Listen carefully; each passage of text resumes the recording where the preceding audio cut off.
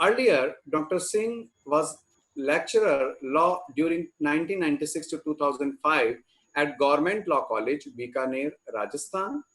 He worked as associate professor law during 2005 to 2010 at National Law University, Jodhpur, Rajasthan, and from 2010 to 2013 at University School of Law and Legal Studies, GGSIP University, New Delhi.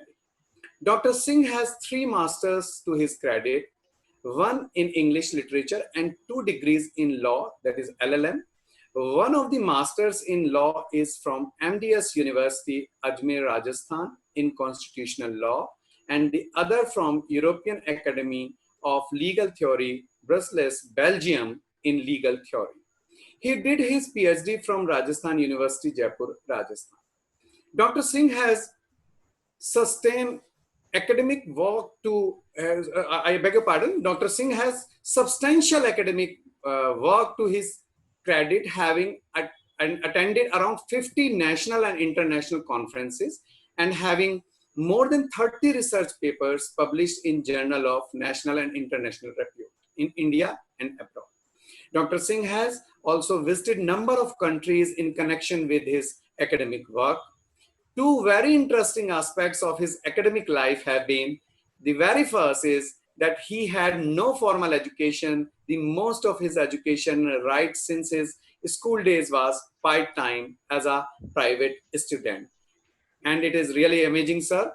And the second, that is, he was basically a Sanskrit student from the very beginning, and then at his graduation level started his English education and went on to do his master's in English literature. He is a life member of Indian Law Institute, New Delhi, Indian Institute of Public Administration, New Delhi, and an associate member of Indian Society of International Law, New Delhi. Sir, on behalf of Jemtec School of Law and participants, I welcome you. Sir, we are keenly awaiting to get valuable insights on the topic assessing environmental ethos in India, Enviro-Economic governance. Now, audience is all yours, sir. Thank you so much, sir, for joining us for this 3rd day session. Over to you, sir. Now, audience is all yours, sir. Thank you, sir. Thank you so much, Dr. Ajay Kumar Tyagi. Thank you, I sir. hope I'm audible. Yes, sir, you are audible, sir. Thank you so much, sir. The long list of dignitaries that you talked about, yes, sir. The chairman, the director, in fact, I don't have access to their names and details, but nevertheless, I pay my respects to all the dignitaries present here. Thank you, in sir. fact, I'm humbled by their presence. What all I can see on the screen is Dr. Pallavi, who is an old friend. Thank you, Dr. Pallavi, for inviting me. Dr. Ajay Tyagi, respected and learned faculty colleagues. I once again thank Dr. Tyagi for this profuse introduction, a very long one. Thank you, sir. Thank you so much. This pandemic has given us a lot of new breaks, in fact. And the kind of toys that we are handling in the form of laptops and webinars, and you see, this is something new. And in fact, to begin with, we enjoyed a lot playing with these toys. But to be very frank, this was a very short-lived pleasure. It appears that, you see, our old way of chalk and talk, and you see, speaking to the students in the classroom situation or talking to the colleagues in a, you see, hall filled with a lot of real faces. These are virtual faces that we are actually watching. So that was more, you see, something which would give us a lot of pleasure and all that. Fine. Life has to change. It keeps on changing as the systems change. One thing about this crisis was that when this lockdown started, we saw, as Dr. Pallavi mentioned, clear blue skies and then very clear waters. We would receive photographs that now the Ganga waters are cleaner than they used to be. Yamuna waters in Delhi have become slightly cleaner, and several other things. So we started talking about that there is some kind of relationship between this COVID pandemic and environment and all that. Obviously, there is no one-to-one relationship. There is no direct relationship of environment and this pandemic. Pandemics in the life process of humanity have been something which are very usual. They, I mean, even during the last 20, 30 years, we have seen several pandemics. So SARS in 2003, thereafter we had Ebola pandemic, then you see even several other viral infections actually appeared, which killed a lot of people. This is a very unique type of a virus that has hit us and has forced us into the closed houses.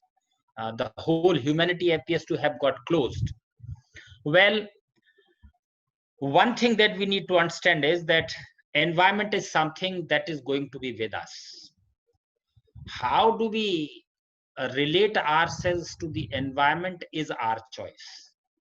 Now, with this, I move on to my, for the purpose of presenting my ideas as to how we have been kind of environmental and economic administration that we had in this country, how we have been managing all this. I have prepared a small PPT and would like to have a look at that.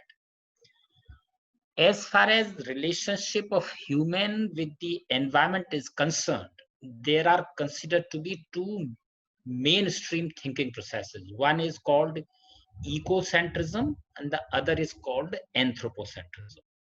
Ecocentrism is something wherein we believe that the system is something, the ecology is one single entity, and man or human race is simply a part of it, is a link in a long chain of events. So if this entire chain of ecology exists, survives, human will also survive. So therefore, ecocentrism refers to the environmentalism being at the center, the ecosystem being at the center, the man or human race in general being just a part of the whole chain of species in the ecosystem. Another species. The only thing is that human has been endowed with reason, but then that reason does not actually give humans a very special place in the nature. He continues to be only a part of nature, but carries a bigger responsibility to manage this ecosystem. So ecocentrism is protecting the ecosystem with a focus on ecosystem itself, not because this ecosystem is useful humans, therefore ecosystem is protected, but the ecosystem is to be protected for its own sake. Anthropocentrism, the expression anthrop stands for human. So anthropocentrism means that the anthrop, that is the human race, is at the center of the universe. And this entirety of the universe is actually meant for the consumption of human race. This is called anthropocentrism. Now, we apparently are supposed to be living in the, what we generally say, Anthropocene age or Anthropozoic age, wherein human is at the center of entirety of the universe. The whole cosmos actually revolves around human race. That is the kind of a thinking. Now, if we try to understand it from the theoretical perspective, then some of the international conventions and the documents that we have, so say for example, we have CBD, and Article 15 of CBD talks about that human welfare is at the center of this entire process that we are taking. So despite the fact that this Earth Summit 1992 apparently was for the purpose of protecting Mother Earth, the basic documents, all those documents that we have concluded in the form of UNFCCC, CBD, or the Desertification Conventions, three major documents of 1992, they all talk about almost in the similar vein. That is, that the concern of this entire process is actually the welfare of the human. So all these documents evidence and demonstrate that we are actually living in some kind of a anthropocentric system. Now, this anthropocentric system has its own value system. And I have used the expression ethos in my I have used the expression ethos in my topic. What exactly this ethos is all about? Ethos refers to a certain shared value system that we as humans share across the globe. And this shared value system actually helps us in designing our attitude, our approaches towards environment and development as to how do we treat the whole thing.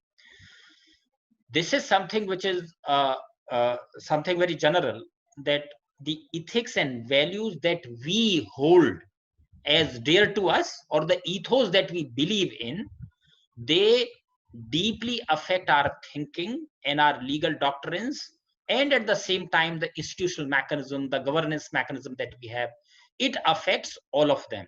So if we believe in ecocentrism, it will get reflected in our governance process, in our legal doctrines. And if we are really believe in anthropocentrism, this also gets reflected in our governance mechanism as such.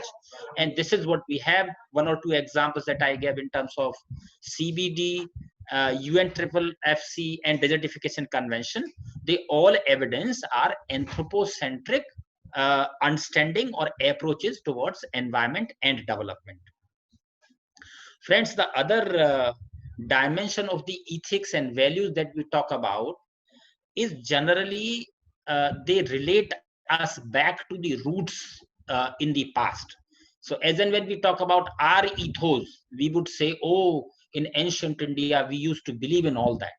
So India's past for Indians would become the reference point for the purpose of determining our ethics and values. So as and when we talk about ethics and values, we always go back and say that, well, we as an ancient system believed in all this. I have picked up a few references from ancient texts that I'll talk about. Friends, environmentalism is something very central to Indian thinking process from the very beginning. In fact, the Indian cultural process itself is considered to be basically a forest oriented. If you look at some of the important figures in our mythology, you call it, or you call it history or whatever, they say, for example, Ram or Krishna or Buddha or Mahavir or any one of them, you will find that all of them would flourish. Their character would get really manifested in the midst of nature. They will actually manifest their greatness in the midst of nature. So the Indian cultural pattern has always been typically ecocentric, which is very different in case of the Western value system that I'll come back to. But for the purpose of just, elaborating the point that India's cultural pattern has always been ecocentric, let me quote a few things. Ishavasyopanishad is one very famous text, which is also, the 40th chapter of Yajurved, in fact, which has 30 or 40 sloks actually have come to be separated from it, and we call it Ishavasyopanishad. The first shlok or mantra, you can say, In Ishavasya Upanishad talks about Ishavasya midam sarvam yat kincham jagatyam jagat tena tyaktena bhunjitha magridha kasya svedhanam. Look at the depth of understanding of human understanding about nature. The meaning is that everything that we see in its tangible format, it is all Ishavashyamidam. Everything that you see in the tangible format is all imbued with the presence of that Almighty, and therefore Ishavashyamidam sarvam yat kincham jagatyam jagat. Every single thing throughout the world that you see in it's a tangible format is all imbued with the presence of that Almighty. Therefore, tena tyaktena bhunjitha magdha kasya svedhanam, meaning that whatever you take from the nature, you take it with a sense of gratitude, and also with an understanding that you will have to give it back to nature.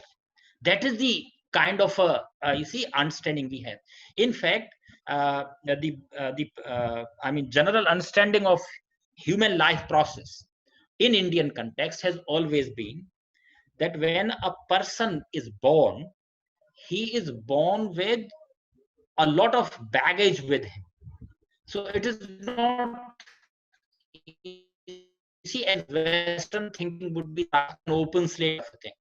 We are actually out on a long journey, and this birth is considered to be just one of the elements in a long chain of events, and therefore we refer to our sanchit karma that will affect our life process. We refer to destiny and so forth. So when a person is born, he is supposed to be carrying 5 debts on his head. So there is a, you see, Guru Rin, there is a Ish Rin, there is a Bhut Rin, and there are several other things. I'm not getting into the details of all that, but the point I'm trying to make is rather simple, that this human life, that is, you see, that this human form that I have got is not one stand-alone element in my life. It is part of a long chain of events in my life process. I have been born earlier as well. I will get born in the days to come as well, which means that this nature is permanent. I'm impermanent. Nature is permanent. I'm impermanent. In fact, I owe a lot of things to nature. Therefore, tena tyaktena bhunjitha magridha kasya svedhanam is what Ishavasya Upanishad talks about. We have a few references from Bhagavad Gita, chapter 3. Those who find a bit of time, kindly have a look at from Shlok 10 to 15, 16 particularly. Shlok 10 starts with Sahayagya Prajasrastva Puruvacha Prajapati Anena Prasavishwadham Eso Twista Kamadhuk. Several other things are there, which means that the Lord has created this entirety of the universe along with variety of species on it. Which means what? Human is another species on it. Human doesn't have a very special space in the universe. It's only that he has been endowed with reason, so he has been entrusted with the responsibility of managing the sanctity of the environment. This is what it talks about. Sahayagya Prajasrastra. Okay, there are several other things. In fact, in another shlok that I have not quoted in this, which talks about Devan Bhavayata Nena Te Deva Bhavayantovah Parasparam Bhavayantah Shreya Paramvapyasa. Another shlok from the same context, I think 11th or 12th shlok in 3rd chapter of Bhagavad Gita. One can actually go back to the text and confirm the number of the shlok. This is within 10-15, which says Devan Bhavateva Bhavayantovah, means, you see, what is Dev basically? The expression Dev or Devata is someone who gives unconditionally. So say, for example, the sun gives its energy, its light unconditionally.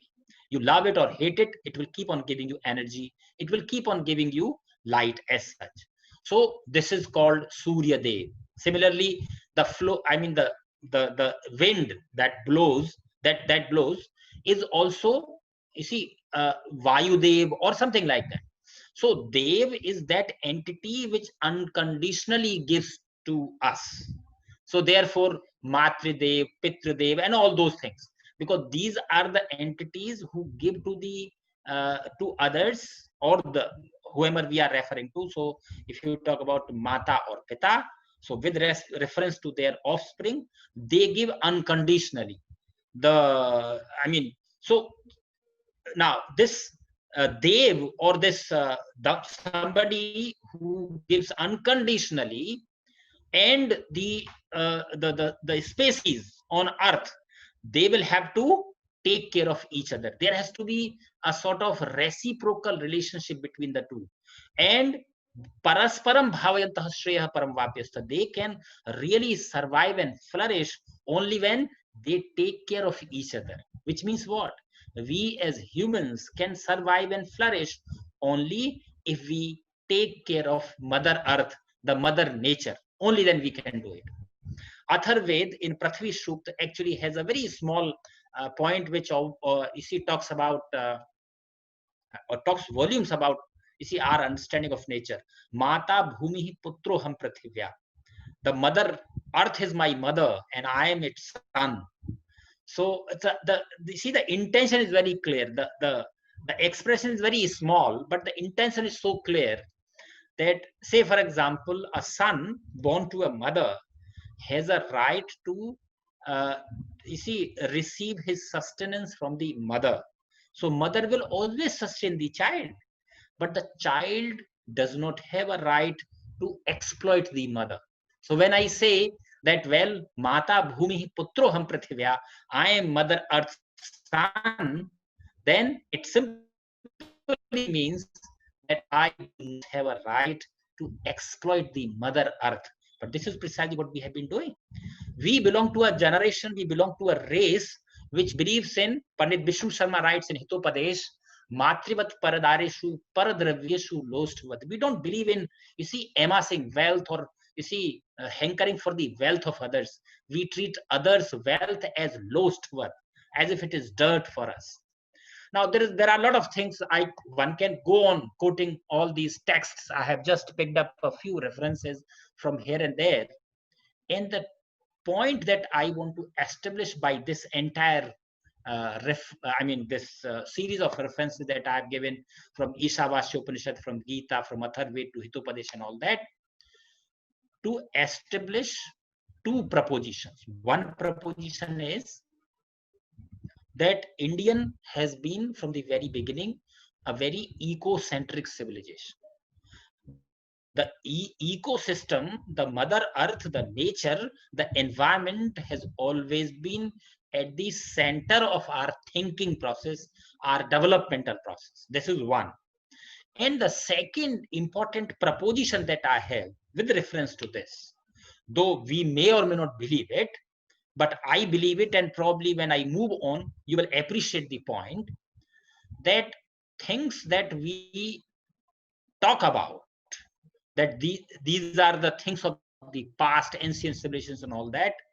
So sometimes in the melee of this, and you see, developmentalism and amassing wealth, we apparently say, oh, these ancient institutions are thing of the past, they do not belong to us now, they have become dead, something of that sort. Friends, the second proposition that I want to make is that these ancient institutions are not dead. In fact, they do exist in our cultural pattern, and they continue to shape our thinking processes. That is the reason when you start talking about Sanskrit or old wisdom, people are, you see, so they would listen to you with so much of attention. So this ancient thing that we are talking about is not something that is a thing of the past. It still exists with us. It continues to survive. It continues to shape our institutions. It to shape personalities. It continues to shape our thinking processes. And therefore, we need to keep in mind that you like it or not like it, but you are an Indian of a thinking process. This is something we need to understand. So I just repeated for the purpose of reference that 2 points I have made after quoting a lot of text from ancient scriptures. One, that we have been an ecocentric civilization, and the other is that this ecocentrism, these thinking processes that we talk about in ancient literature, are not something that are thing of the past. They are not dead. They continue to be with us. I mean, if you go into the countryside, you see this thinking process is still there. So you keep on worshipping people tree, you keep on worshipping tulsi tree, tulsi का पौधा जो होता है उसकी, you keep on giving water to it every single day, and several such things that we keep on doing. So this is the second proposition. Now, if you contrast it with the, as I said, that there is something different. The Western thinking process is slightly different from it. So we have seen one part, that is Indian thinking portion, but the kind of a Western value system that, and all our political and legal institutions that we have today, in fact, are the reflections or have been nurtured in the West and have been brought into Indian system, have been implanted here. I'll talk about that. So when we talk about these institutions, they have actually nurtured in the Western system, and they carry that Western value system. Just for the purpose of references, I'm not considered to be, a sort of scholar in Western values for that purpose, but just for the purpose of references, if you look at the Western system is all dominated by, you see that Christendom or the Christian thinking process. Christian religion is the dominant thinking process there. And if you look at, say, Holy Bible, which is the basic text which shapes their thinking process, talks about that during 6 days the God created this entire universe, and then he created the man, the crown of creation. That's how the the Holy Bible would talk about the entire thing. So when Holy Bible talks about man being the crown of creation, look at and contrast it with Mata Bhumi Putroham Prithivya. In that, in Indian thinking process, there is a cosmotic system, there is an ecosystem, and man is simply a small element in this entire chain. He is not the lord of the whole thing. But in Western thinking, man is considered to be the crown of creation. Now, this thinking process gets reflected in every single Western institution. In fact, every Western system, you see, that we have in our Afro-Asian systems actually is imbued with this thinking that man is the dominant idea in the nature, and that the whole universe that we have in terms of natural wealth, you see a lot of natural resources, they are meant for the purpose of human consumption, because humans are the crown of creation. Which means what? If I am the crown and the owner of this entire universe, and this entire resource base is considered to be mine, that I can use it according to my understanding. I can use it the way I want. I can throw it out. I can destroy it because I'm the owner of it. That is the kind of thinking process that we have in India. And this thinking process is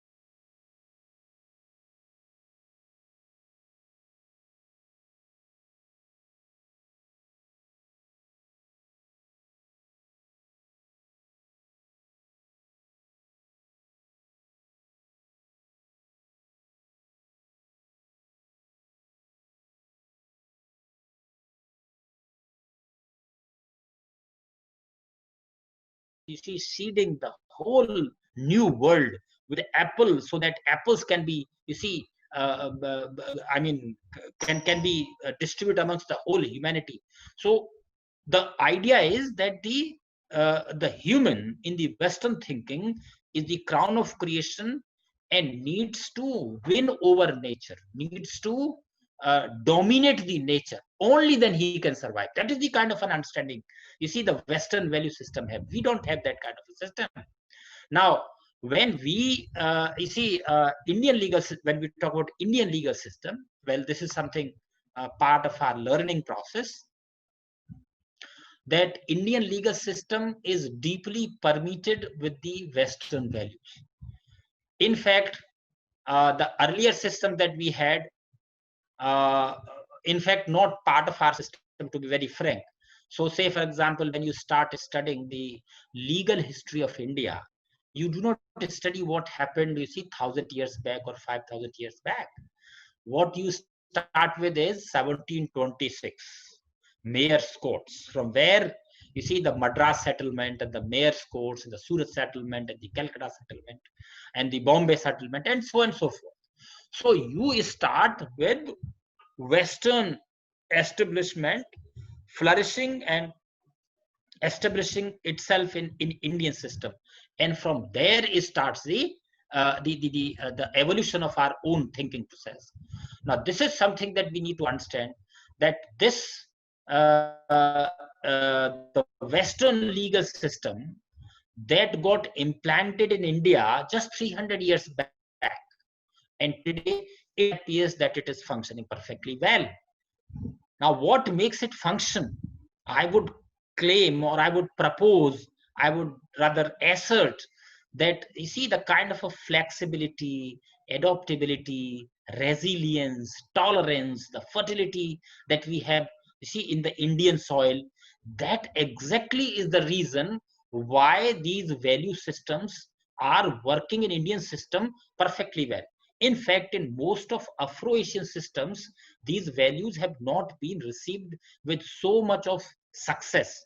In fact, the kind of a today, if you talk about, say, Indian system, the largest democracy of the world, India's democratic experiment, which is just 60, 70 years old, based on 200 years Western institutions, not more than 200 years or 250 years old institutions, are perfectly doing what makes that is because you see the Indian system very adaptable, very flexible, very resilient, very tolerant, has been very fine.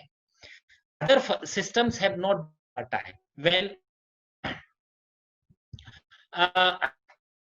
so when we talk about India's legal and political institutions, we have a very mixed kind of institutions. So we have some Western institutions which have been implanted in Indian system, and our own civilizational achievements have been part of it, though in a very distorted format. So say, for example, the Varna Vyavastha that used to guide, you see, India's past, you see, got distorted in the form of Jati Vyavastha, or the caste system that we have, which is a very distorted format. Distorted in the sense that the kind of a caste system that we talk about today is actually a very rigidified pattern. If a person is born in a certain caste, he is considered to be that kind of a person who belongs to that caste throughout his life. But that was not actually Varna Vyavastha. In fact, Nirukta talks about Varno it Vranite, something that I choose for myself is my Varn. So that was the Varna Vyavastha. So a lot of distortions happened, but then we have a sort of, you see, mixed approach, and we continue to adjust the West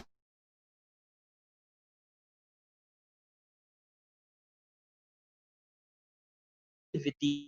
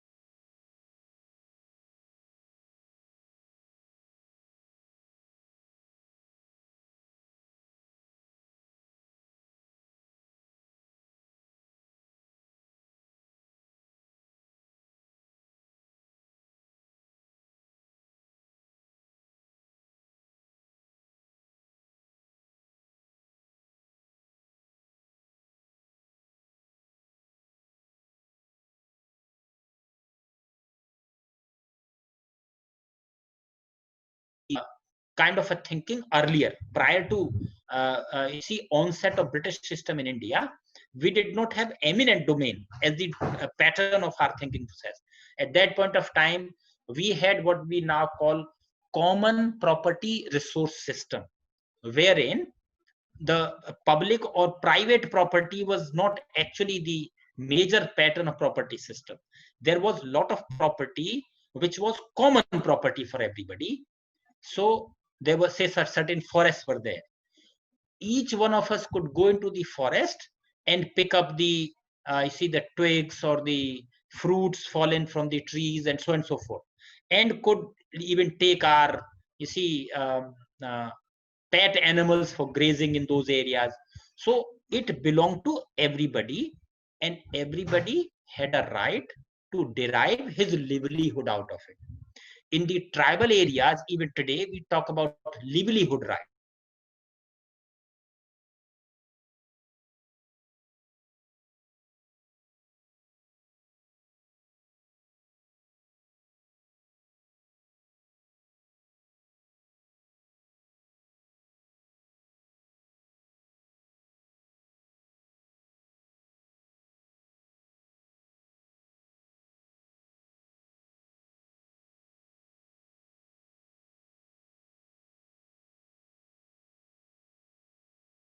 That we would like to have this as a common forest of all of us. No, the estate system will decide as to which areas would be agricultural property or agriculture, I mean the areas where agriculture shall be done, or this area shall be reserved as reserve forest, as village forest, as state forest, or as there are several other things, community forests or community reserves, like that.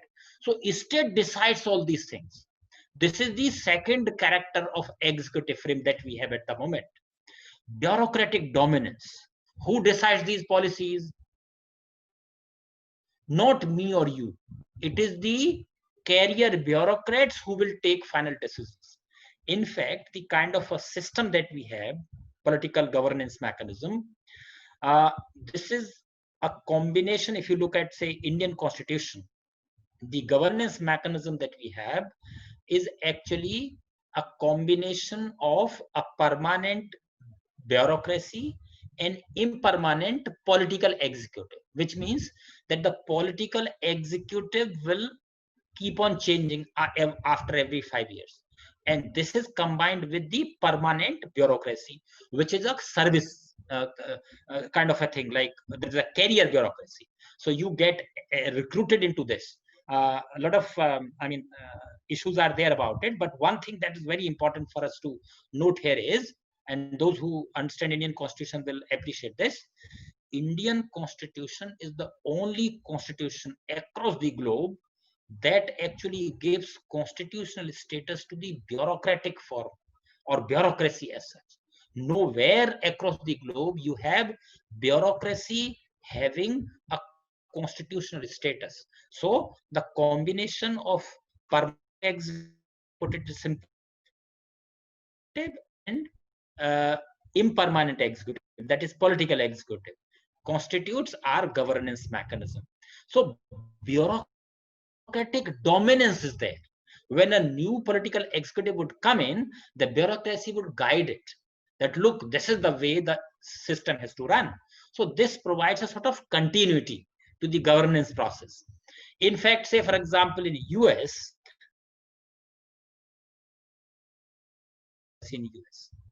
their system is called what we call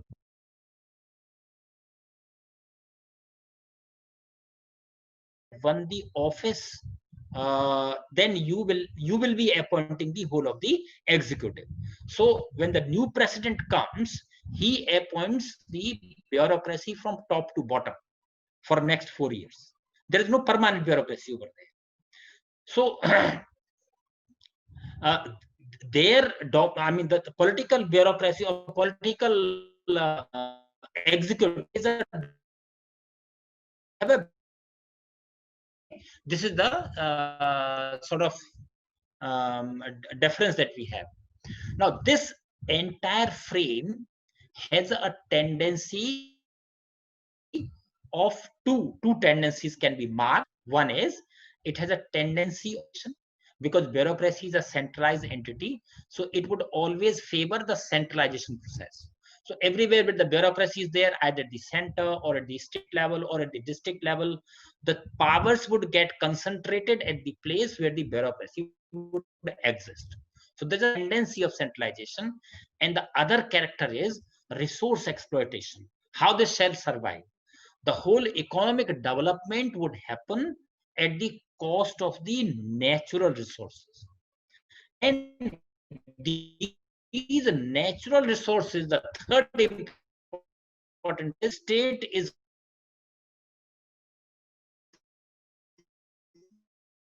considered to be the property belongs to me. If it doesn't belong to it and without any successor, his property would get confiscated, or what we call the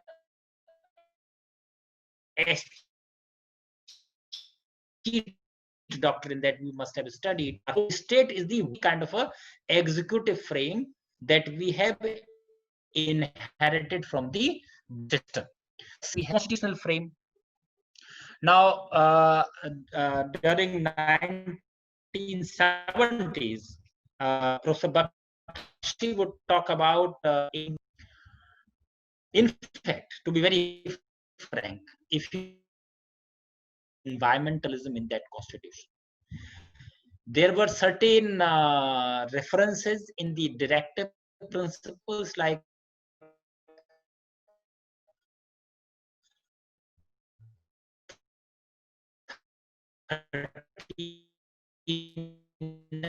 and 49, which talked about who could best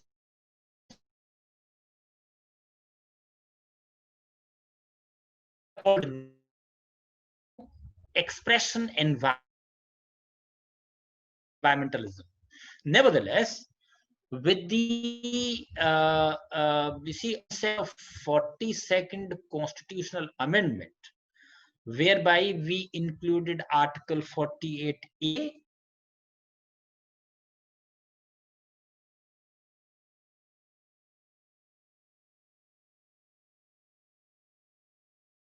in first, second, and third entries, list 1, 2, and 3.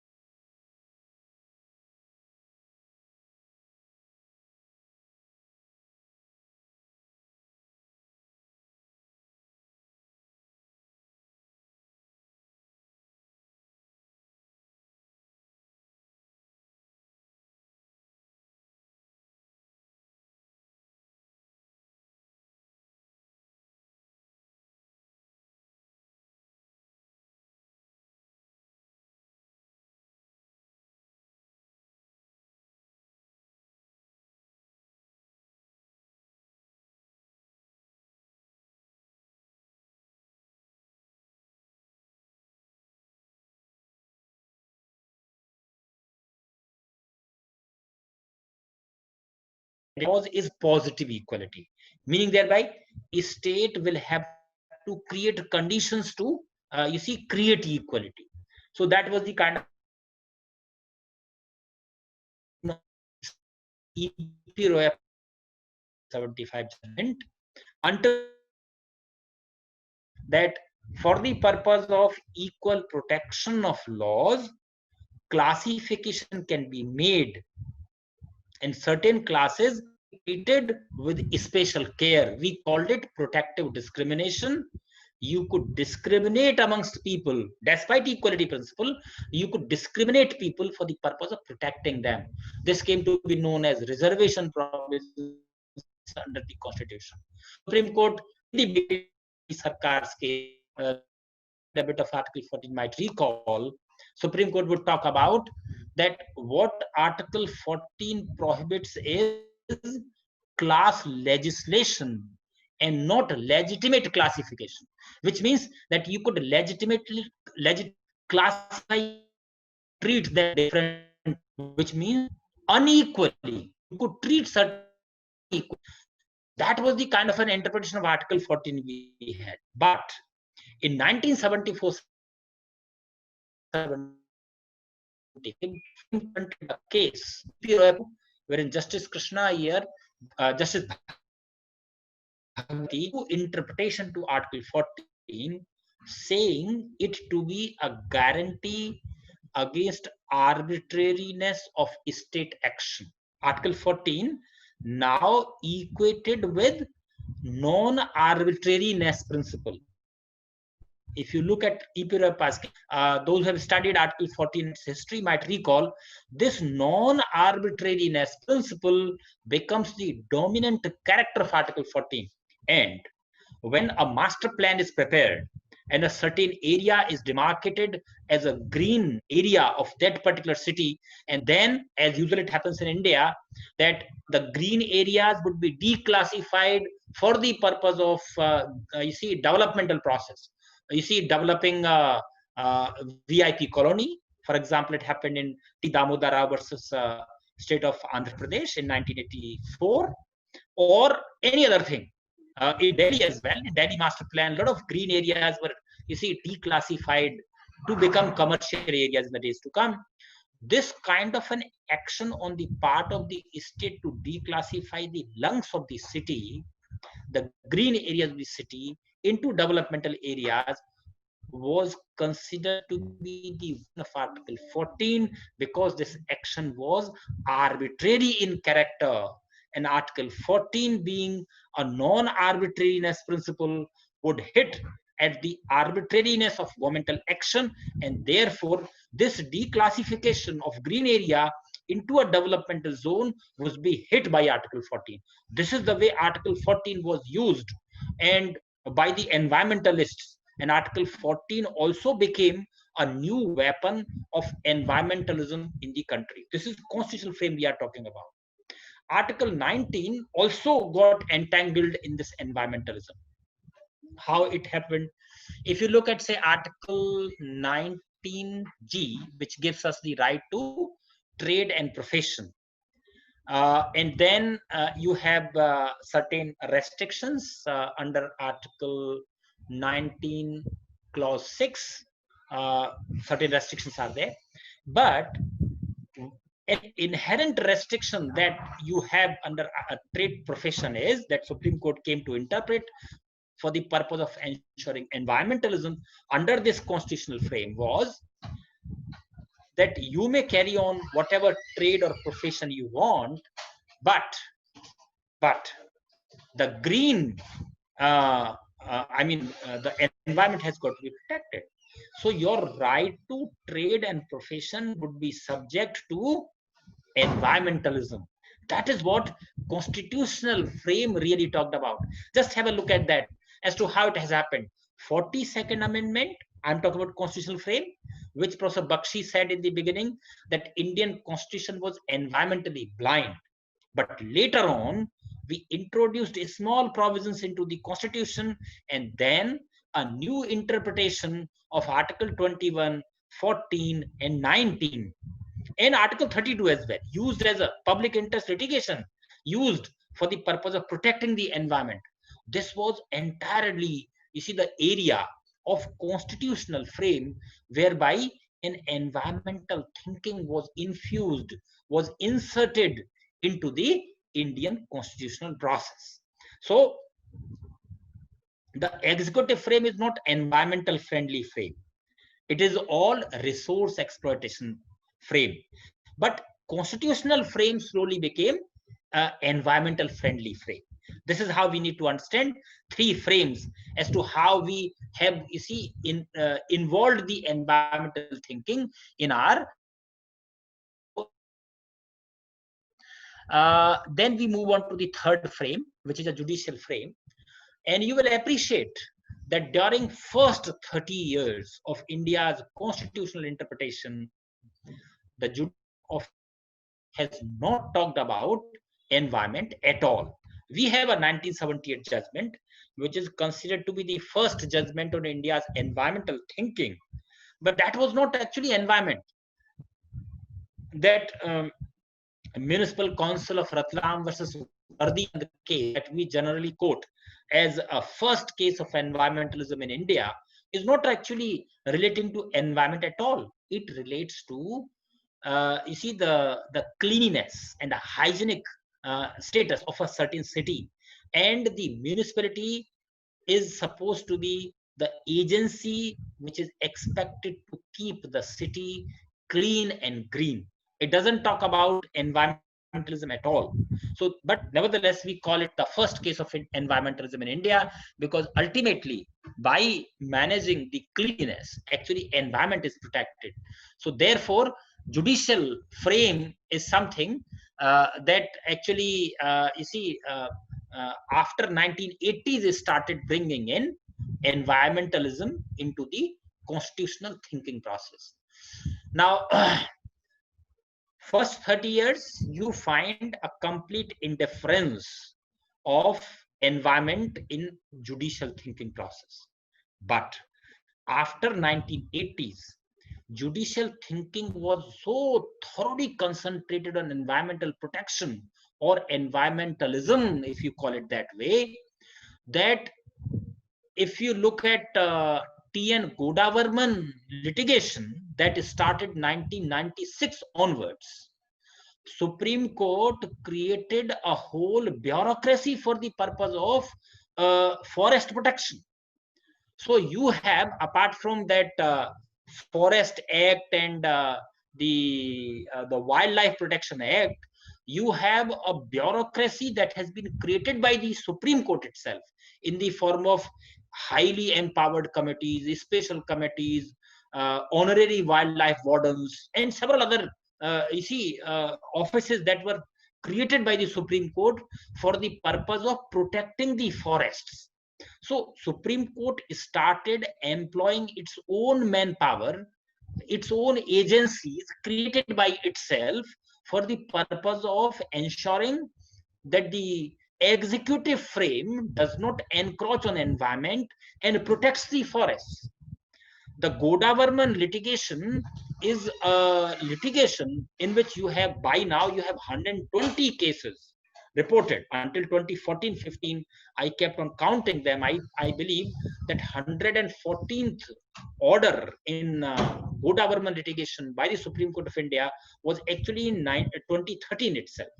So you have roughly 120 judgments in this particular series of litigation. And in this context, Supreme Court's role in protecting the forests particularly becomes very relevant. So Supreme Court empowered committees would visit the you see, 5th and 6th schedule areas and look as to how the forests are being protected. So if the saw machines are there, but would ensure are protected.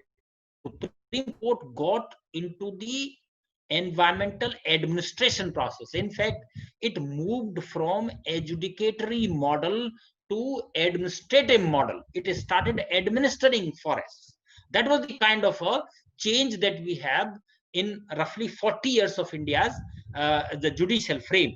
First, you have complete indifference. Then in 1980s, judicial activism start, and by way of public interest litigation, you start protecting environment and creating environmental rights. And in 1990s, you create a bureaucracy, you create an administrative model whereby you intend to protect the forests of the country. This is something that I have already talked about in the beginning, that a new orientation, apart from this journey from indifference to judicial activism and creating an administrative model for the purpose of protecting the forests in the country. In fact, in one of the interactions in Delhi Judicial Academy, wherein the Chief Secretary of Forest Department, I shared a dais with him, and we talked about it. So he was telling me, and this must be the experience of bureaucrats in a big way, I believe, that for the purpose of executing certain executive decisions in forest governance, they always need to coordinate with the Supreme Court. Supreme Court may not be, deliberating on that issue. So the point was that Supreme Court has created an administrative model which is, to be operated by the executive in concurrence with the Supreme Court. That was the kind of a model we have evolved. So that's how I put it, that a model wherein judiciary was completely indifferent to the environment, moved into the environment in 1980s, and then developed the administrative model whereby the forest would be protected. That was one. Apart from that, Article 21, Article 14, and Article 19 were actually interpreted in a new way, and this was the outcome that we have: harmonization of competing demands of environment and development. That the courts would ensure that neither the developmentalism is actually compromised, development also happen, and environment is also protected. So this kind of a, these two things that I had talked about, the good government litigation that led to a administrative model of the Supreme Court in forest governance, and the new orientation to Article 21, 14, and 19. By this, Supreme Court actually achieved the objective of harmonizing competing demands of environment and development. That was the kind of a thinking that we have. And in this process, the evolution of variety of doctrines for environmental management happened in the process. We have several such doctrines. I don't have to really talk about public trust, precautionary principle, deep pocket theory, and several other polluter pays principle. These are, the principles that Supreme Court has evolved over a period of 20 years. In fact, one of the judgments in 1997, that is Valued Citizens Forum case, actually talks about 10 basic doctrines that Supreme Court has evolved for the purpose of ensuring the harmonization of environment and development. Justice Kuldeep Singh, the Green Judge of India, who's known as Green Judge of India. So just as MC Mehta is known to be the Green Advocate of India, or the first environmental advocate of India, the only probably, T.N. Godawaran comes later. So the first environmental advocate, Justice Kuldeep Singh, is known to be the first Green Judge of India. There were judgments, green judgments given by Justice Uchinna Paradi in 1980s as well, Justice Bhagwati and several others. But Justice Kuldeep Singh is known to be the first Green Judge of India. So he talks about, in Valued Citizens case, of 10 basic principles of environmental governance. Some of them I just talked about: public trust, precautionary principle, polluter-based principle, deep pocket theory, etc., etc. Public trust doctrine was very MC Mehta versus Kamal Nath's 1995 judgment, which was it's a huge case, in fact. Mr. Kamal Nath this happened in 1980s, that when Rajiv Gandhi government came, Kamal Nath was the Minister of Forest and Governance in Rajiv Gandhi government.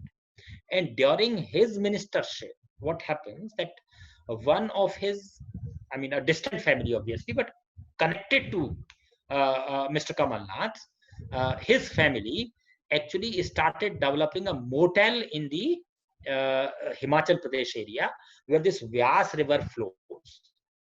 So they tried to construct certain permanent structures. So in one of the rainy seasons, the whole structure got really blown out. So then what they did was that they started managing the bunds in the areas where the Vyas river originated, so that its flow could be regulated into two separate streams, and an island could be created, artificial island, where a very, you see, VIP hotel could be created. That was the kind of experiment they were doing.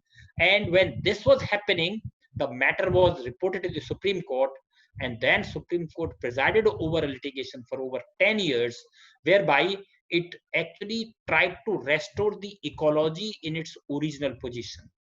Now, that was the history of this case. But the product of this case was public trust doctrine.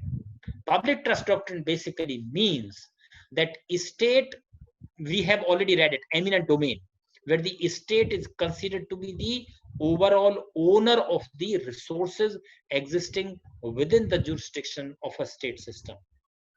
But no, Supreme Court says in MC Mehta versus Kamalnath case, state is not the owner of all the resources existing within its jurisdiction. Rather, it is the trustee of those resources. And the beneficiaries of these resources are the common people. I have already talked about Velu Citizens Forum, which is also known as South Ganga case, in the sense that it relates to 3-4 major rivers in the southern region, where you see there was a lot of activity of leather processing industry, and this leather processing was considered to be a foreign money spinner in South India. So just as it happened in Kanpur, Jasmau area, where leather processing industry would pollute Ganga around Kanpur and this area, here also it happened that the activities around certain rivers, leather processing activity, it actually polluted those rivers. So around Vellore city, the rivers got polluted, and this entire case was brought before the Supreme Court, where Justice Kuldeep Singh, I have already talked about, delivered a judgment wherein he talked about 10 basic principles of environmental governance in the country. Then we have another case of Professor N.B. Naidu, which is a 1999 judgment, in which you see there was like, for the purpose of environmental protection, a rule system was created whereby the industries were classified on the basis of their potential of polluting nature. So say, for example, oil processing industry is considered to be a very polluting industry. So therefore, it was considered to be a red industry. So there were like green industry, yellow industry, and red industry. So the rule was, the whole industrial base was actually classified into several green, orange, and red, etc. And then a rule was designed that you could not really establish a red industry, which is very polluting, within 5 kilometers from a major water source. Now, it so happened between the city of Hyderabad and Sikandrabad, you have that Hussain Sagar Lake. You see the lake that is the source of supply of water to the twin cities of Hyderabad and Sikandrabad. Now, there was an oil processing industry, which was apparently a red category industry, and it got established within 1 kilometer from Hussain Sagar Lake. And this was the case that actually came before the Supreme Court in the form of Professor N.B. Naidu versus the state of Andhra Pradesh. And Supreme Court delivered a wonderful judgment wherein the principles that got established in Vellore Citizens case were actually reiterated by the Supreme Court, and a new era said to have started with M.V. Naidu's case. This is broadly the judicial frame whereby the environmental thinking was infused into the governance process in this country, particularly the economic governance. So we call it Enviro-Economic governance. Now, now let us just see the values and the ethos, this particular thinking. So we have talked about three basic institutional frames, that is executive frame, the constitutional frame, and the judicial frame. But the value system that lurks behind these frames is this, and we have to understand it. It is all basically represented by the same Western value system that we have talked about in the beginning. So, the post-independence value system is characterized by a complete reliance of colonial philosophy. What does it mean? We believed in the continuance of the British system of governance. So there are this is something very familiar to the students of history, that in 1947 when we decided to become independent, and the British they decided to make India independent, we continued with the kind of administrative structure Britishers left. So pejoratively it was called that the white sahibs were replaced by brown sahibs, and the system continued to be the same, nothing changed. That's how we generally talk about. So it was a continuance of the colonial model. And please understand it, that I'm emphasizing on not only the continuance of colonial model of governance, but rather colonial philosophy itself. The whole philosophy continued to be the same. And just one example, in 1952, when the first Lok Sabha was constituted in India, you might recall that the first general elections in India happened in 1952. Until then, the Constituent Assembly of India was working as the makeshift Parliament of India.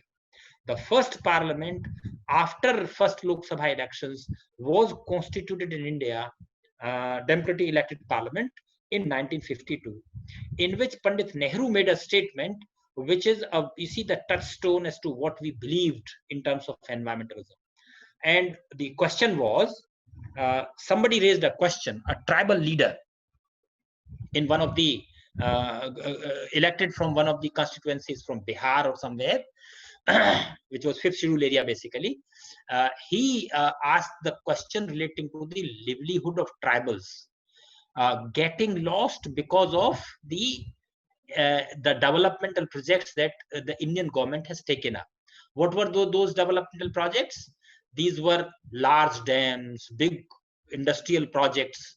So during those days, those who have a bit of understanding of economic history of India might recall in 1950s, we would call, and it was Pandit Nehru's famous terminology, that these big dams and industrial houses were the new temples of modern India. They were considered to be the temples of modern India.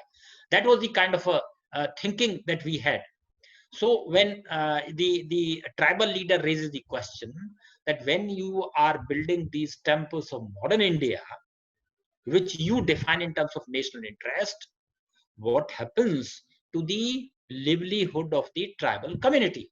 And Pandit Nehru made a statement in the Lok Sabha, which is very typical of the colonial philosophy. He said that national interest, and he defined national interest in terms of big dams and big industrial projects and all that. He said national interest cannot be compromised, cannot be obviated. This is the language he uses, which I am using slightly differently.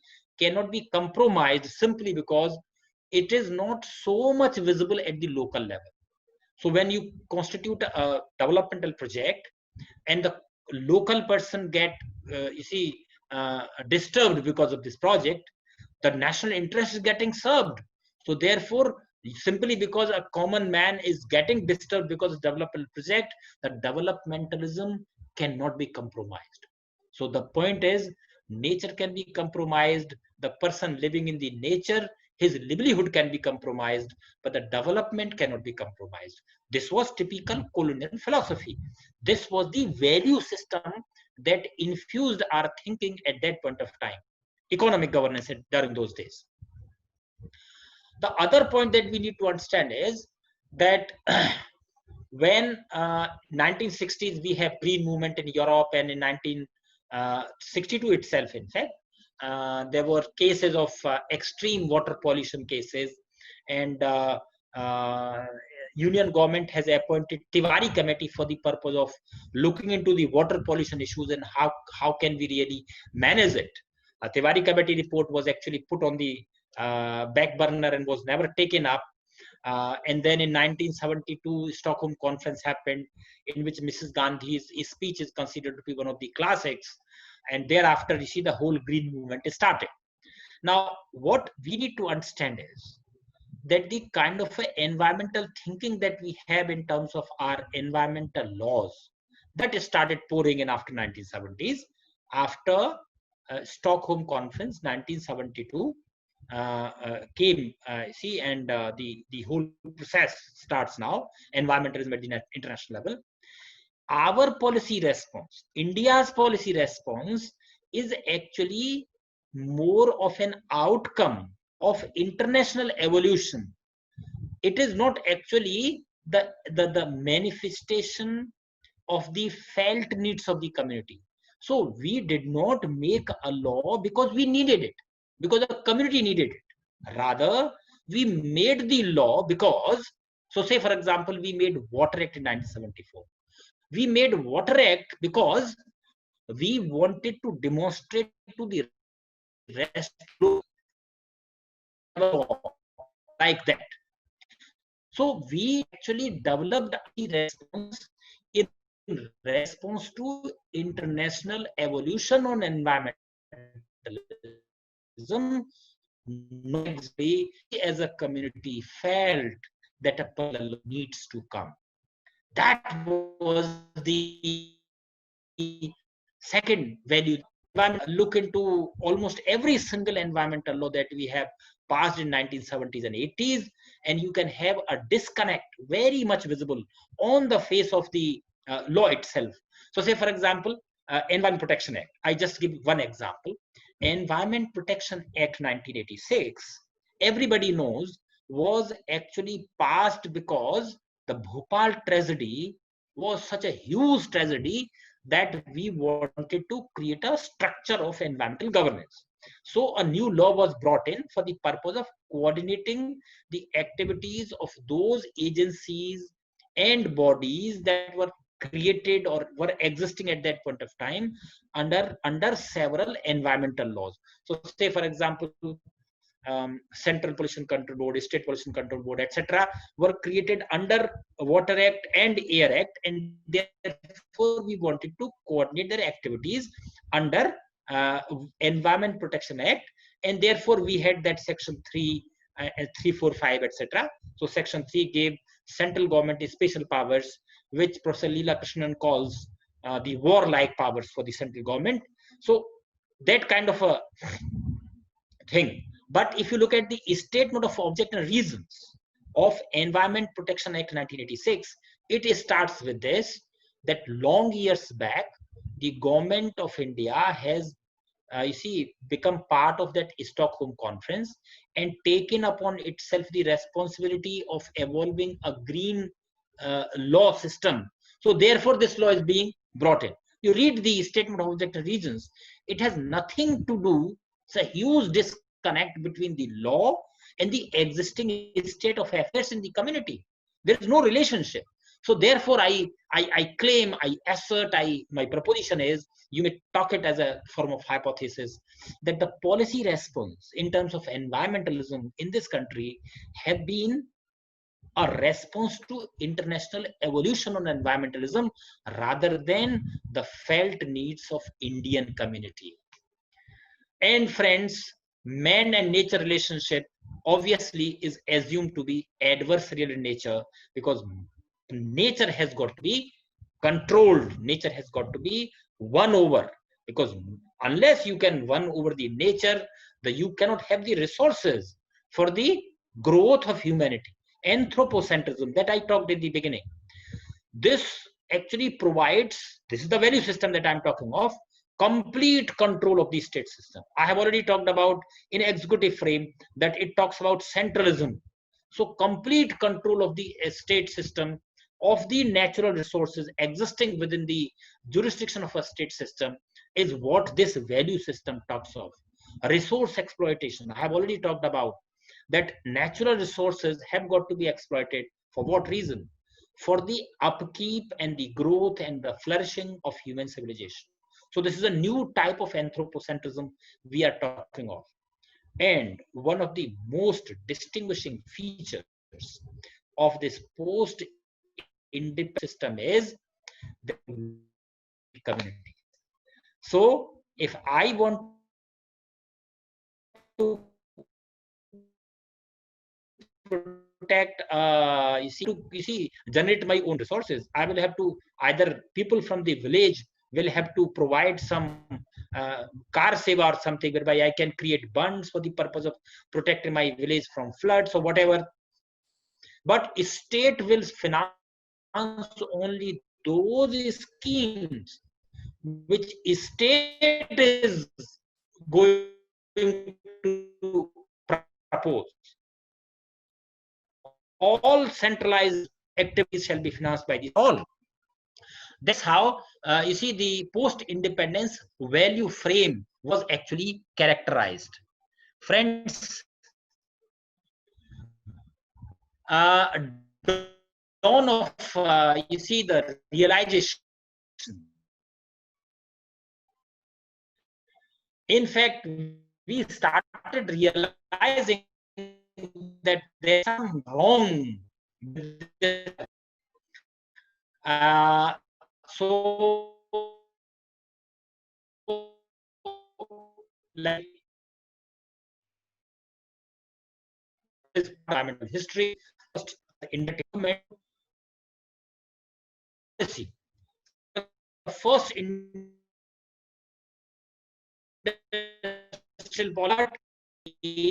forest policy. That was the first environmental policy in India. Thereafter, obviously, we had several other things. So we have water policy and we have a forest policy and several other things.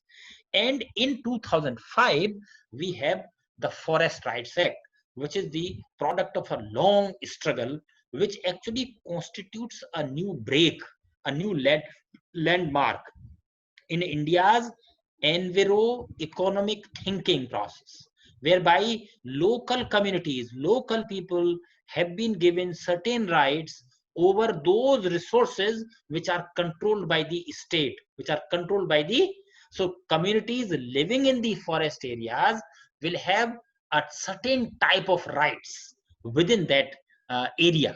That is the kind of a thinking we have. Forest Rights Act provides some new, like the kind of rights that we have.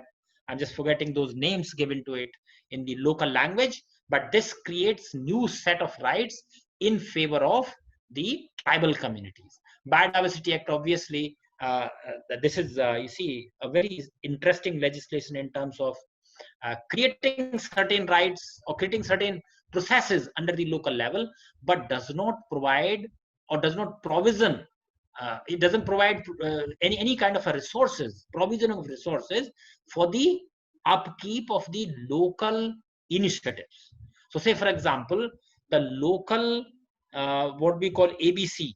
So you have a biodiversity authority at the central level, biodiversity board at the state level, and you have biodiversity committee at the local level. So biodiversity committee is there, but biodiversity committee doesn't have resources whereby it can protect biodiversity.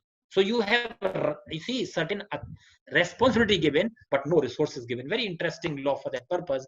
But this is reflective of our typical environmental thinking, in which, as I said in the earlier slide, there is no role for local communities.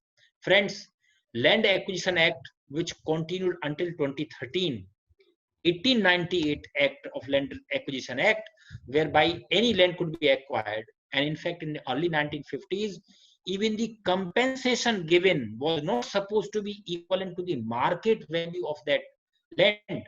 That was the kind of a system we have generated. So if you recall those early Bela Banerjee and Arumugam cases in 1952-53, where the compensation awarded in lieu of the land acquired was challenged, the Supreme Court was very categorical. In Bela Banerjee, for example, Supreme Court said that the expression compensation is not equivalent to market value of the land acquired by the state system. Rather, Supreme Court said, so say for example, it meant saying that suppose 1000 units of land is overtaken at a cost of 1 rupees per unit. That is the compensation. If the market value is 1000 per unit, doesn't matter, because state has determined a compensation which need not be equivalent to market value. That was the kind of a land acquisition. So it was not a land acquisition law, it was a land confiscation law. And this land confiscation law continued until 2013. It's only in 2013 that you have where compensation, not only compensation, but even the ex gratia payment for the purpose of rehabilitation and resettlement of the people has to be given. That kind of a land acquisition law has come into being only in 2013. We'll have to just understand it. We in 1990s, in fact, we started talking about what we call joint forest management, etc., wherein some space was created for local communities. But please understand it, that these joint forest management things were basically executive, executive-led processes, meaning thereby that they were not created by the legislative processes. So executive order created joint forest management committees, which could have been disbanded at the whim and fancy of an executive authority. In Wildlife Protection Act, for example, we created community reserves, but once again, they were actually the decisions of the bureaucracy, not of the community as such. So what has happened that, you see, the whole thinking process has moved into an administrative model. Instead of adjudicating the resources and the common man, the adjudicating the role between economy and the environment, what we did was that we evolved an administrative model whereby the environment was a commodity that has got to be administered, not exactly to be managed, to be adjudicated, so that the Devan Bhavatanena kind of a thing where you could reciprocally coexist, you could reciprocally flourish, you could reciprocally nourish each other. That was not the thinking. So environment and development was actually not combined, harmonized in this model. Rather, it turned out to be a model which believed in administering, dominating, administering natural resources and the environment in general. And obviously, I had already talked about a lot that the dominant thinking was a top-down model, which meant that the policy shall be framed at the top, not at the local level. This was the value system that we have nurtured in the post-independence phase in our Enviro-Economic governance process. Obviously, we need a new, there are imperatives of new ethos and values. We need to nurture new ethos, we need to nurture new values for the purpose of protecting environment. Now, these are some of the things that I talk about, and the last slide that I have, another 10 minutes is about COVID pandemic and the environmentalism that we are talking about. I'll try to contextualize the whole talk from the current pandemic perspective as well. Before that, try to understand the kind of imperatives, the demands, the necessities that we have for the purpose of protecting environment. This is a list of new ethos, new values that need to exist, need to infuse our Enviro-Economic governance process.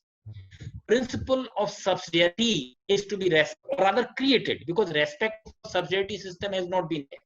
Now, what is subsidiarity basically? Now, the subsidiarity is an expression taken from ecclesiastical literature. The basic idea, in fact, even Mahatma Gandhi would talk about subsidiarity, but in a different way. He would talk about theory of concentric circles. That was a different kind of thinking, absolutely.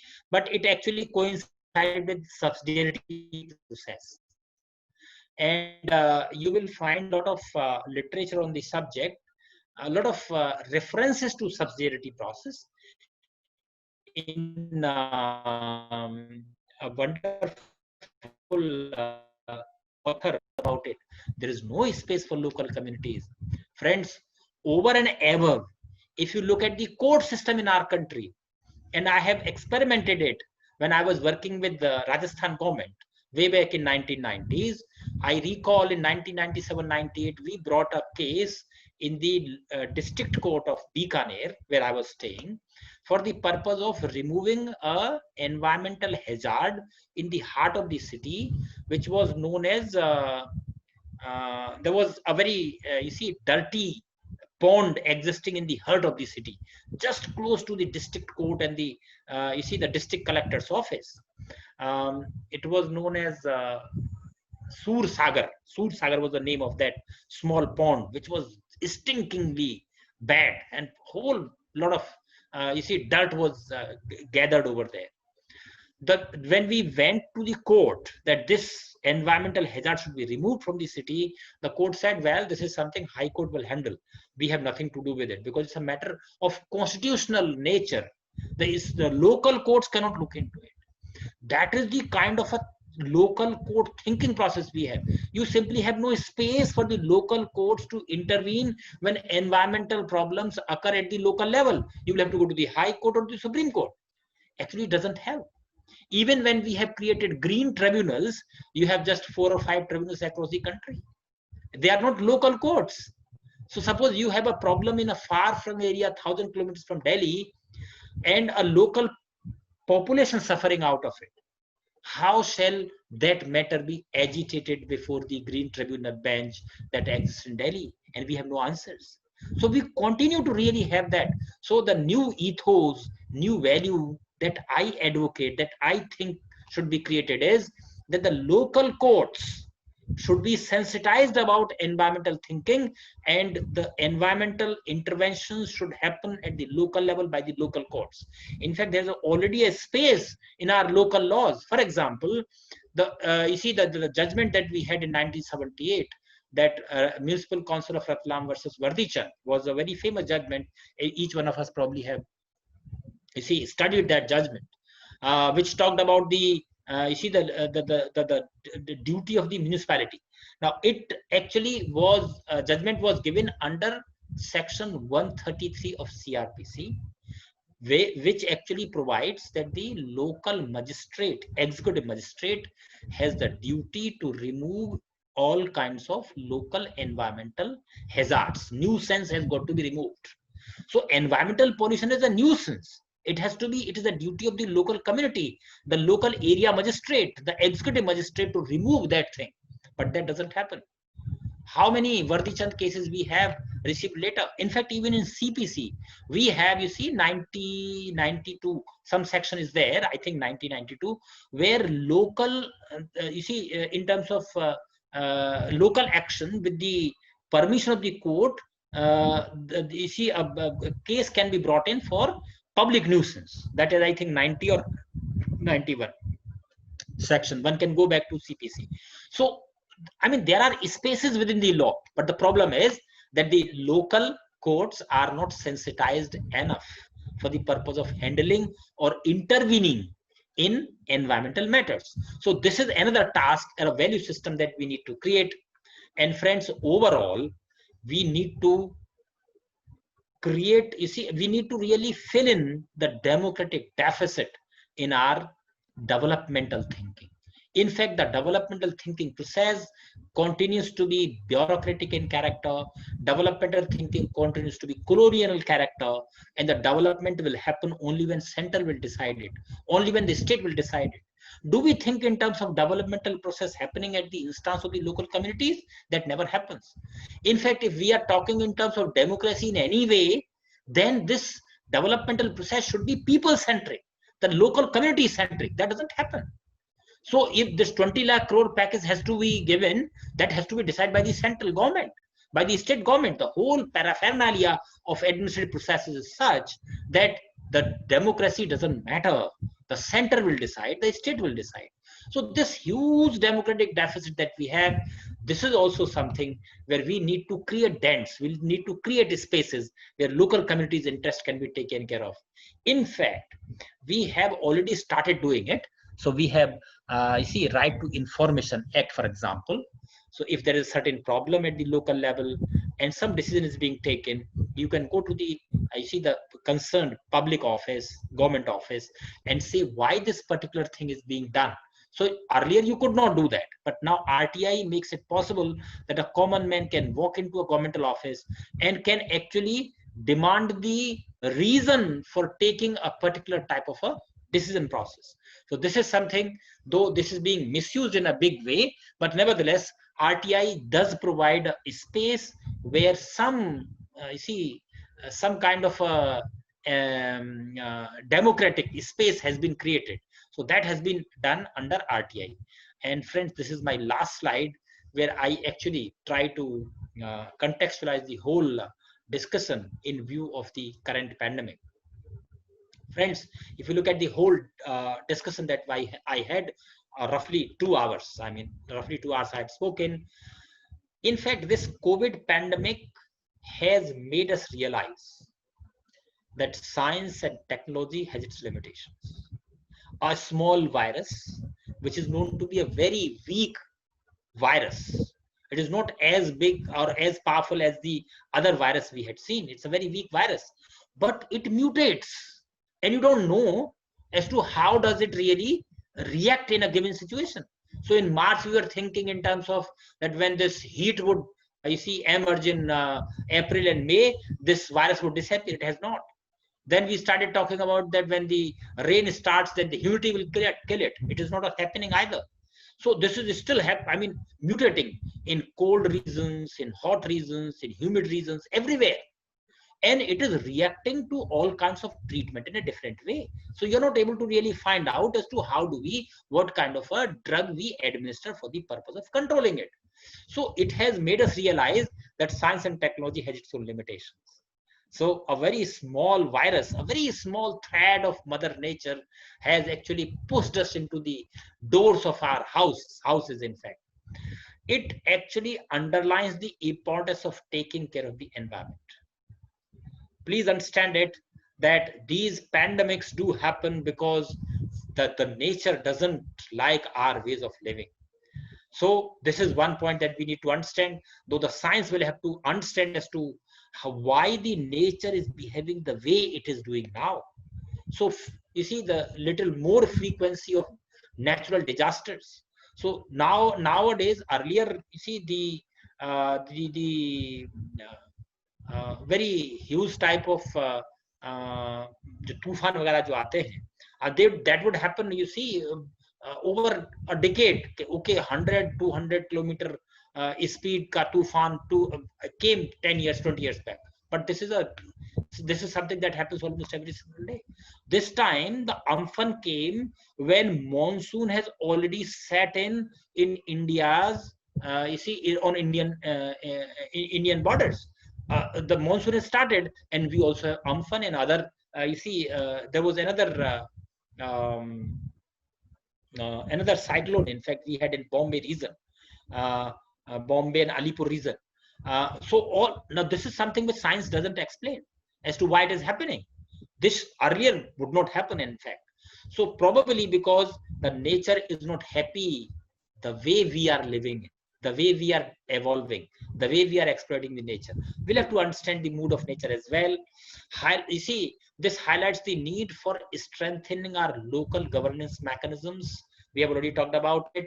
In fact, this COVID pandemic, you may be appreciating it. In the beginning, center was at the head of everything.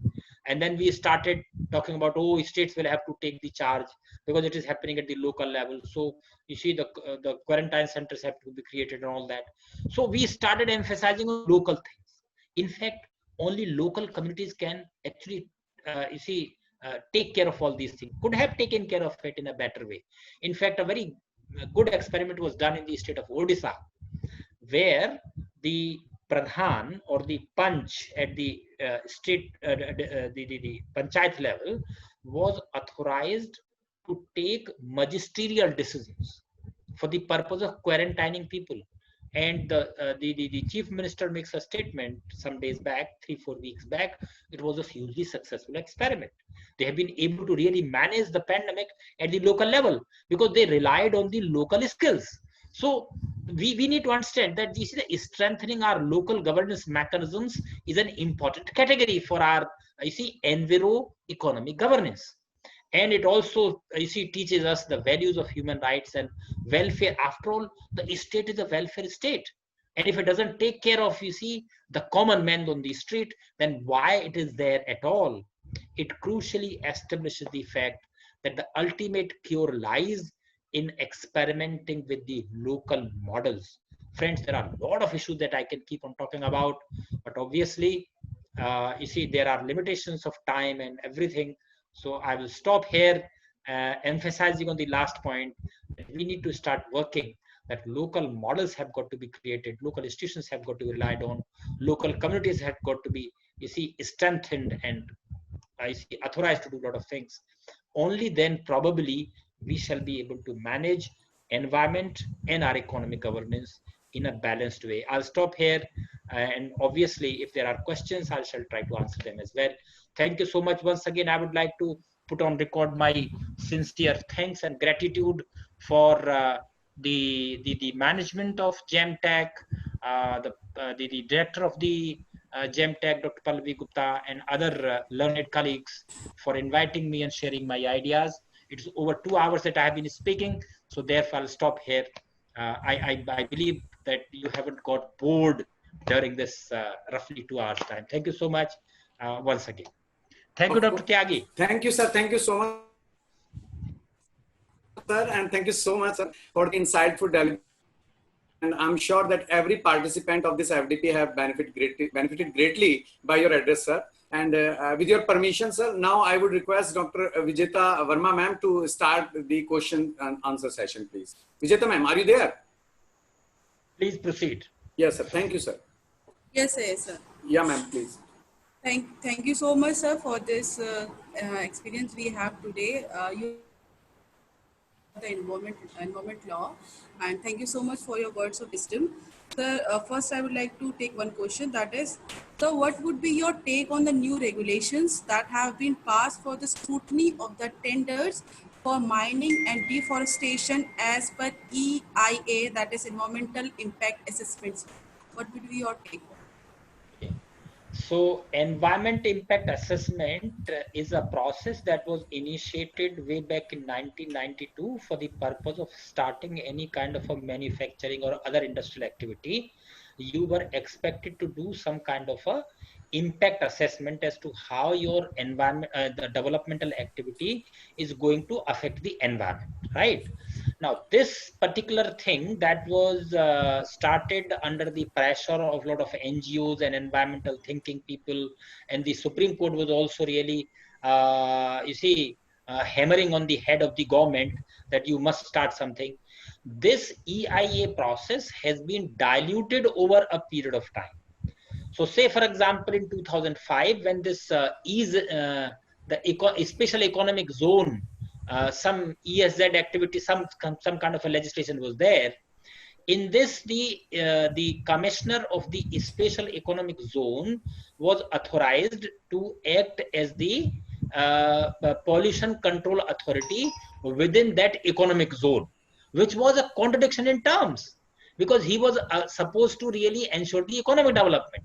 So how could he act as the this is something like saying कि दूध की रखवाली के लिए बिल्ली को चौकीदार बना देना, kind of a thing.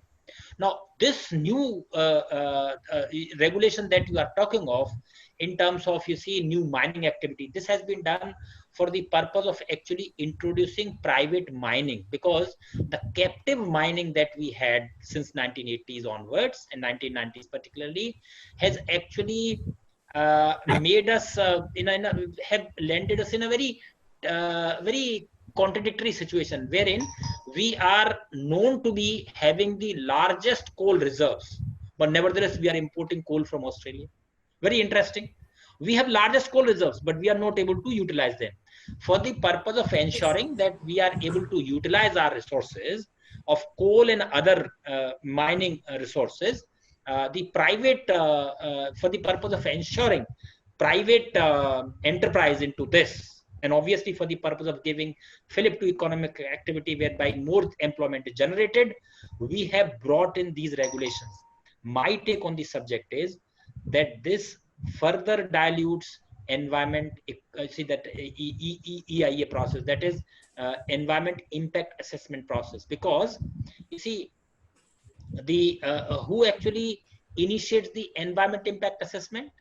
It is the developer who has the responsibility of preparing this environmental impact assessment report, and that continues to be the model. The private entrepreneur actually initiates the environment impact assessment, and he pays the bills of the expert who prepares the report. This is what is provided in the new regulation as well.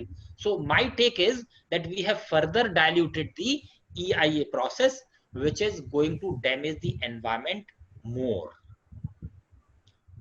Very good question, though. So, thank you so much, sir, for your answer.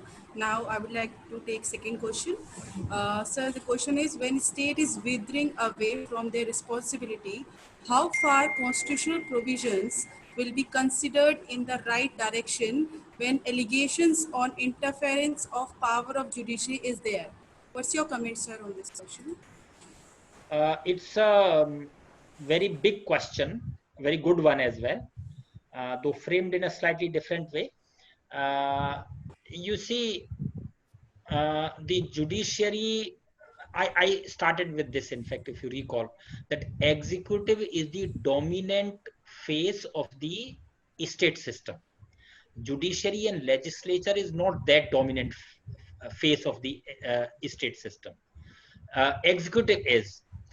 Now, what we have seen, what has been our democratic experience during last 30-40 years is that as and when the executive is becoming stronger, the legislature obviously is controlled by the executive, because executive emerges out of the legislature. So one who commands majority in the Lok Sabha will form the government. So executive controls the legislature, no confusion about it. But the point is that judiciary is there, which can control the executive and legislature both. Because you see, check and balance system we have initiated in our constitution. But the problem is, and this has been our experience, that when executive becomes strong, the judiciary also, you see, becomes meek and follows the leader, kind of a thing. This is slightly a objectionable remark, I must say, and I apologize if I hurt anybody's sentiment, including the judiciary as such, but we need to appreciate this. And as and when the executive have become weaker, the judiciary asserts itself. So you see, the judicial activism typically emerged during a process, during a phase when the executive was comparatively in a weaker position. That has been our democratic experiment or experience, in fact, during last 20-30 years. Therefore, when we talk about you see, the rights of the individuals being violated by the executive and judiciary following the tracks of the executive, I mean, what kind of right system we are talking about? Friends, this is what the democratic experiment is all about. That despite the fact that the power may be all powerful, but we shall keep on asserting our rights, which have been given under the Constitution, believing that the institutions will respond. And institutions do respond. I mean, we need not be really very, you see, pessimistic about the response of the Supreme Court in variety of matters. There have been cases, so say, for example, for some time, Supreme Court did not respond to what is happening on the streets of Delhi when the lockdown was there and the laborers were out on the streets from major metro cities like Delhi, Bombay, etc. But then it was hammered on the Supreme Court and it responded. So say, for example, I mean, this is not exactly relating to this, but in the first instance, Supreme Court refused to allow the Rath Yatra in Puri. But then the chief minister personally went to the Supreme Court and you see, I mean, the application was filed on his behalf, and Supreme Court responded. The point that I'm trying to make is, and there are a lot of such institutions. So, say for example, Election Commission. Until 1980s, we never knew that Election Commission is a powerful body. But when T.N. Session came, he stood up, and the institution became a powerful institution. Then the Vinod Rai came. We never knew that the Control and Auditor General of India is any authority under the Indian Constitution. But then Vinod Rai came and he created a huge, powerful impact on the system. So these institutions, if we keep on persisting with our assertion of our rights, keep on articulating them legally and politically, the institutional system will respond. There's no confusion about it. Therefore, it is said, if you recall, some of the earliest thinkers on this subject, like say J.S. Mill, for example, so he would put it, vigilance is the price we will have to pay for protecting our liberty. So if we need to protect our liberty, we will have to pay in terms of our vigilance. Keep vigilant as the citizen of a democratic country. Keep on asserting your rights. Keep on articulating them in the media, elsewhere, in the courts. These are the discursive methods of articulating and agitating your rights. So, and therefore, democracy ultimately lies in the hands of the common man, who articulates, agitates his rights and the rights of the common man across the spectrum. So therefore, the future of the democracy does not depend on the Supreme Court or the Narendra Modi government, or for that purpose any other institution.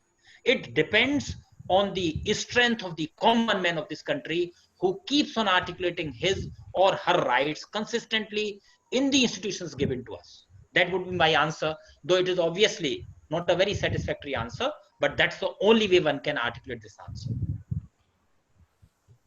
So it was really very beautiful answer you have. Now I will take the last and third question. What has been the constitutional response to the rising environmental challenges? Is right to environment a fundamental right being strictly adhered to? What's your comment over it? Okay.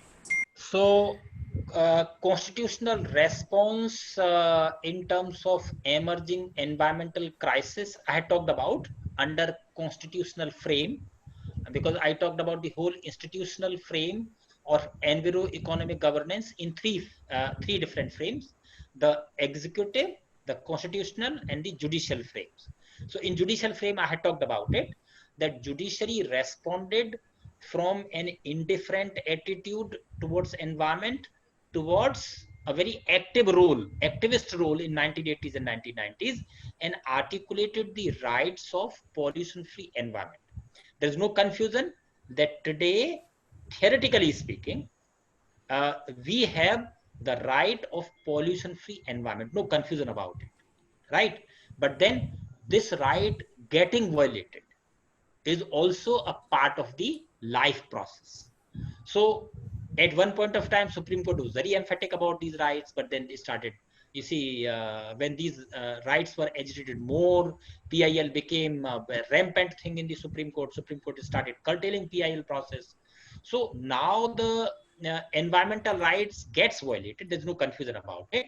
But once again, the protection of environmental rights depends on the common man, me and you on the street, not on the institutions, not on the the hands of the rulers of this country, but in the hands of the common man who keep on articulating these questions. So there we have several such systems, like, and then non-governmental organizations, NGOs, and several other things, wherein we keep on articulating environmental thinking and environmental rights.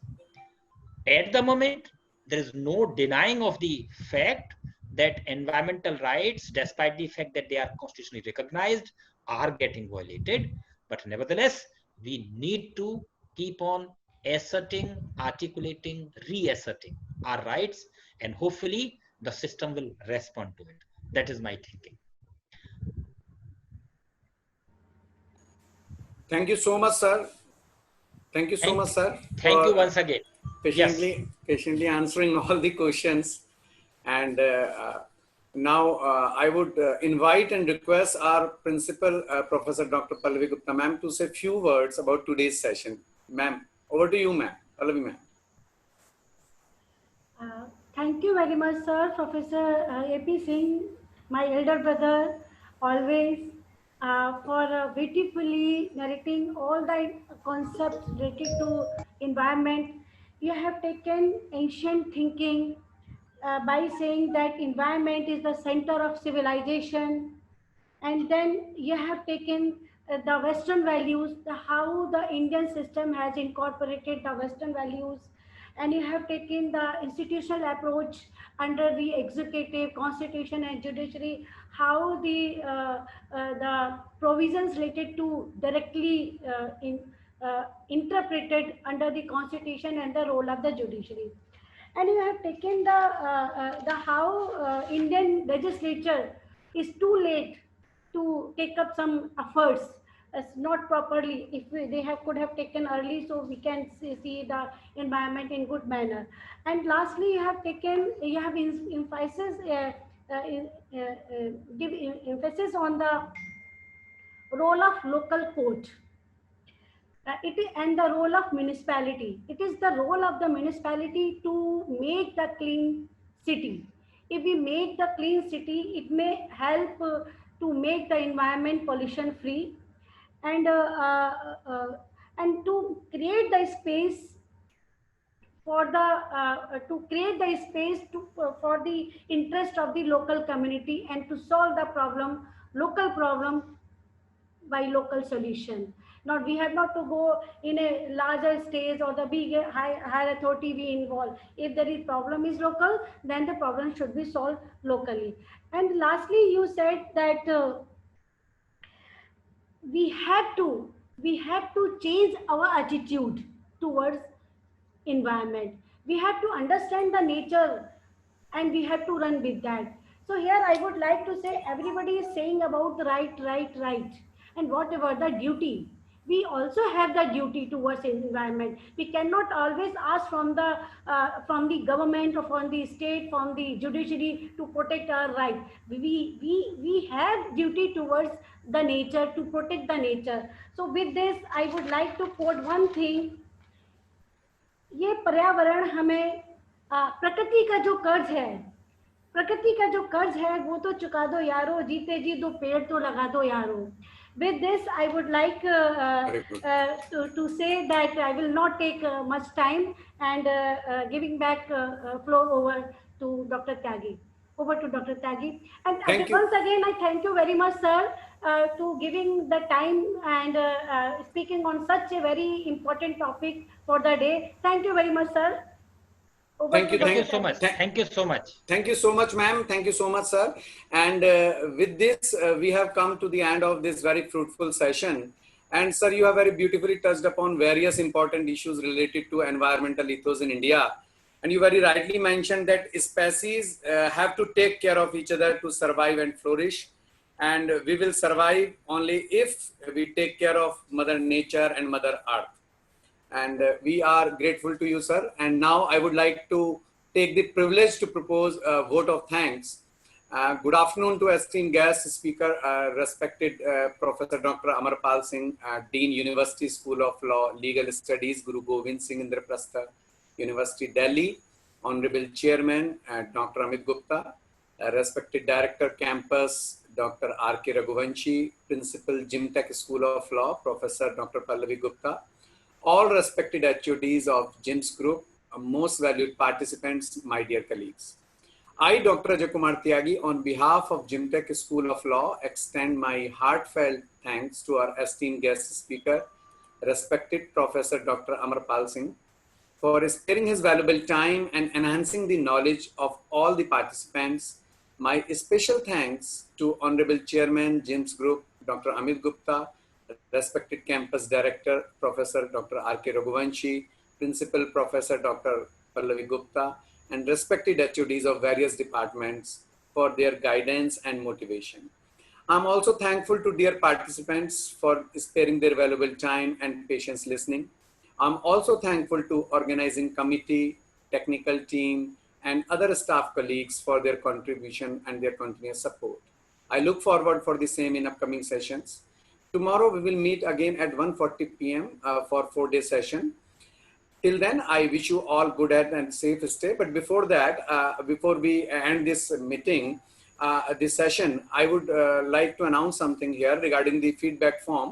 The feedback form would be circulated tomorrow morning. Because of some technical glitch, we are just unable to, circulate the feedback forms.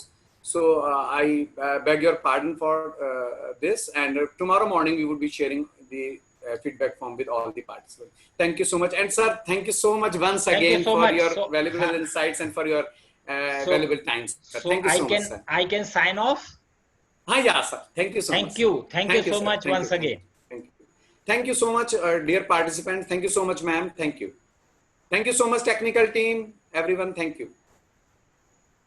Shishma ma'am, we can end the session. Gaurav sir? Yes, sir. Yeah, yes. we can end the session. Yes.